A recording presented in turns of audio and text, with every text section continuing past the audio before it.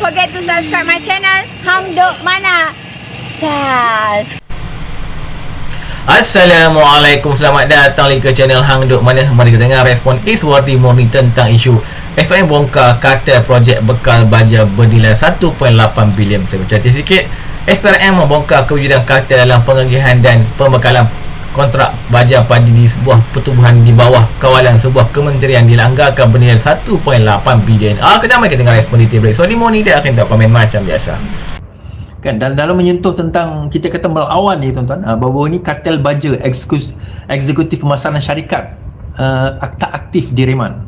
Suruhanjaya SPRM menahan Reman seorang eksekutif pemasaran sebuah syarikat yang ditawarkan projek pembelian baja padi oleh sebuah pertubuhan.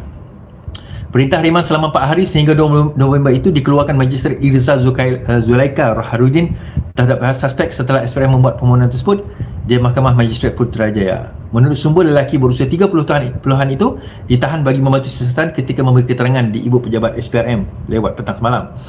Hasil siasatan mendapati syarikat tersebut merupakan syarikat yang dormant, tak aktif di Malaysia sejak 8 tahun lepas. Bagaimanapun, syarikat induknya merupakan sebuah syarikat berpekalan di Singapura.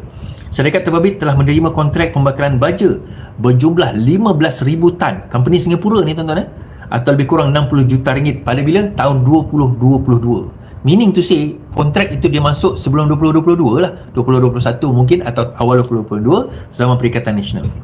Pemberian kontrak sangat meragukan, dipercayai dibuat di atas arahan pihak tertinggi pertubuhan tanpa kelulusan lembaga pengarah dan diberi secara runding terus atas alasan pemberian darurat, kata sumber yang enggan didedahkan. Okey. Siasatan semalam Malaysia kini melaporkan Islam melancarkan siasatan terhadap dakwaan kartel yang terlibat dalam pengedaran dan pembekalan baja untuk tanaman padi. Menurut SPRM, sebahagian daripada projek bernilai 1.8 bilion ringgit. 2 hari lalu, satu sumber mendakwa SPRM telah mengunjung beberapa premis di Kuala Lumpur untuk tujuan siasatan, dan juga Ketua Terujuran SPRM mengesahkan siasatan dan tidak menolak kemungkinan beberapa suspek lain ditahan untuk membantu siasatan. Sekarang kerajaan kita ni memang betul-betul nak attack kartel-kartel ni tuan-tuan. Tiba masa kita nak kena buang orang tengah. Dr. Zaleha buat hari tu kan, sampai ada satu datuk dekat KL, macam mana ni Dr. Zaleha tu bukan orang Kuala Lumpur dan sebagainya. Anwar Musa tu orang Kelantan, Syahidan Kasim orang Perlis. Itu dua-dua tu menteri, apa orang kata, menteri wilayah. Kenapa dia tak bising pasal Syahidan Kasim, tak bising pasal Anwar Musa? Simple je, sebab kedua-duanya tak kacau kartel. Dr. Zaleha kacau kartel. Dia kacau orang tengah tuan-tuan. Di BKL orang tengah, lepas tu pergi kepada peniaga. So akhirnya peniaga dapat, contohlah di BKL buka tender satu tapak 3,000 contoh. Tapi nak pergi kepada di BKL tak boleh direct. So dia melalui orang tengah charge 5,000. So akhirnya peniaga bayar 5,000 pada orang tengah bayar kepada di BKL 3,000. Dia untung 2,000. Padahal orang peniaga tu kalau direct pada di BKL dia boleh dapat 3,000 contoh kan. Maksudnya dia boleh dapat harga murah. Yang dia marah kenapa? Kan? Hari ini juga kita ada satu berita mengatakan bahawa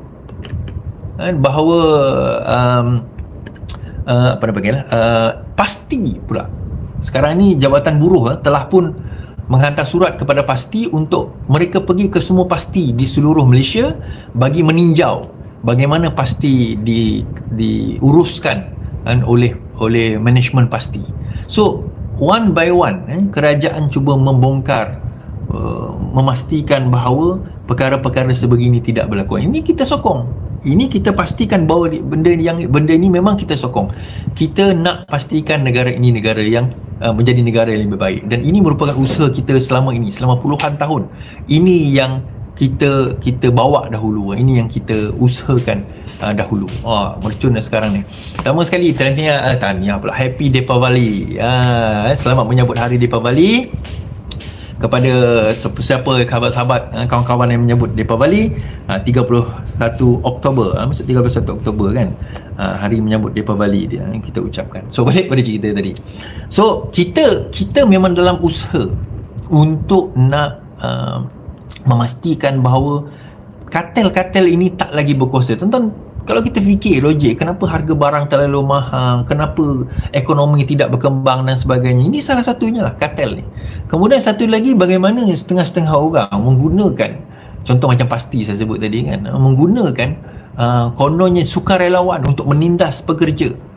Hak kita sebagai kerajaan bukan kita nak menindas pasti tu, tapi kita nak beritahu sebagai kerajaan itu tugas dan tanggungjawab kita membela semua orang.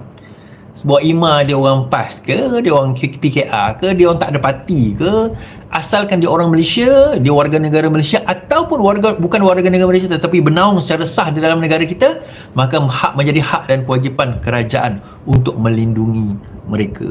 Itu yang kita kena faham. Apa tujuan kerajaan buat selama ini. Macam contohnya ada orang tanya saya, apa Fashion Valley kan? Fashion Valley rugi. Fashion Valley rugi.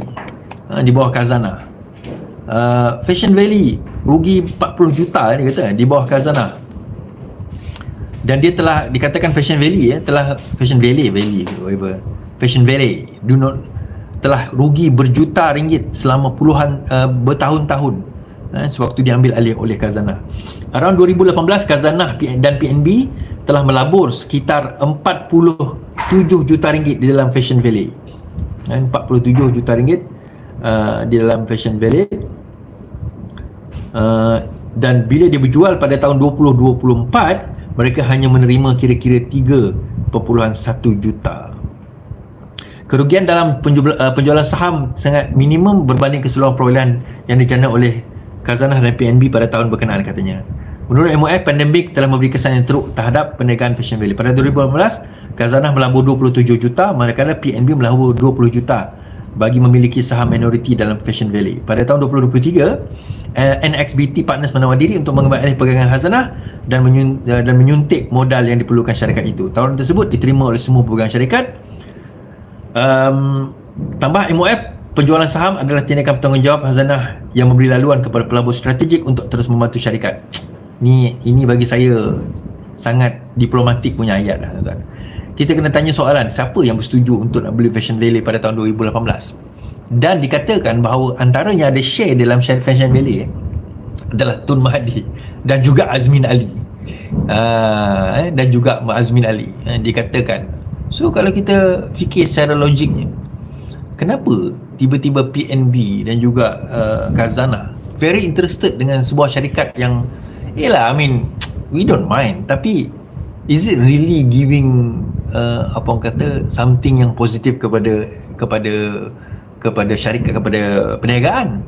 Tuan-tuan, rise and fall company itu biasa, untung rugi itu biasa. Tetapi kenapa particularly this case sangat tertarik, sangat menarik? Kenapa specifically this company? And then daripada maklumat yang saya dapat, rupanya salah seorang shareholder di dalam syarikat Fashion Valley, I could be wrong, adalah Azmin Ali dan juga Mahathir Mohamad. They were among the, not shareholder, I think director di dalam syarikat tersebut. So there you go. Balik kepada cerita tadi kan, yang tahun 2022 dia terima projek bernilai 1.8 bilion ringgit. So kita nak try to avoid benda-benda ni daripada berlaku, tuan-tuan. Tengok macun kat luar. Okay.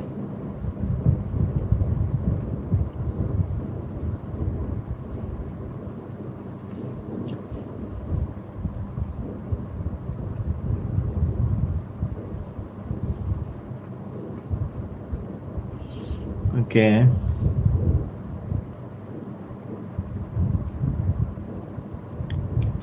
Anwar Ibrahim, okay, ni ada berita. Anwar berang terhadap dakwaan mesej bahagian Datuk pun ada. Dia ada satu mesej dalam WhatsApp kata bahagian Datuk pun ada. Anwar Ibrahim membidas tuduhan pembangkang yang mendakwa dia melanggar prinsip tata kelola dan pengagihan kontrak. Ia susulan dakwaan Nik Muhammad Zawawi wujud perbualan menerusi WhatsApp. Berhubung perkara itu membabitkan Syed Abu Hafiz Syed Abdullah. Seperti mana saya dengar ucapan Pasir Putih sebelum ini bahawa Menteri Keuangan tak ikut tata kelola dalam pengagihan kontrak kepada Disaji kepada Bukit Gantang, tak benar sama sekali. Saya yang tanda tangan, saya tahu. You dengar dari mana? Dari TikTok. Ini belajar mana? TikTok.